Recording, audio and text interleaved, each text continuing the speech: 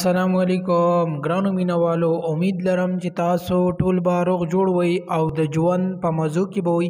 دوستانو نوې ویډیو کې درته هرکلی وایم. دوستانو امید لرم چې تاسو ټول به روغ جوړ وئ. دوستانو د امیر لیاقت چې کوم کیس شوی او امیر لیاقت قتل کړل شوی و، دوستانو دا په کوم سازش باندې قتل کړل شوی، د ده والا چې کومه زړه ښځه وه دانیه عامر ټول حقیقت راښکاره کړل او میډیا سره یې خبرې وکړه. دوستانو که تاسو چېرې د دې خبرو نه ځان خبرول غواړئ نو زموږ ویډیو در سره پوره په پوره وګورئ چې د مکمل معلومات نه خبر شئ.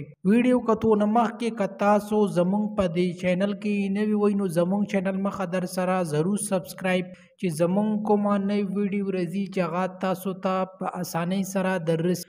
او د دې سره د ټلۍ نشانه مو ووایئ چې تاسو د تازه معلومات نه زر تر زره خبرېږئ. دوستانو څو ورځې مخکې چې په کراچۍ کې ډېره افسوسناکه دردناکه واقعه مخې ته راغلې وه.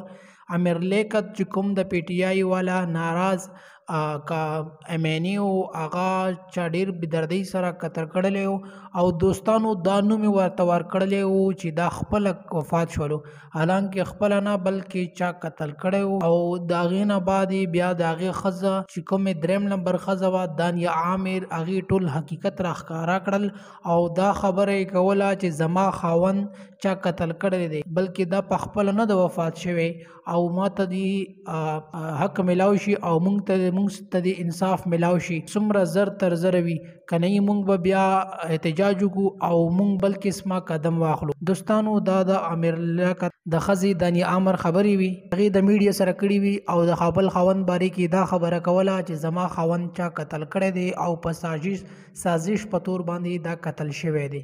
دوستانو دا د امیر لیاقت د ښځې خبرې وي.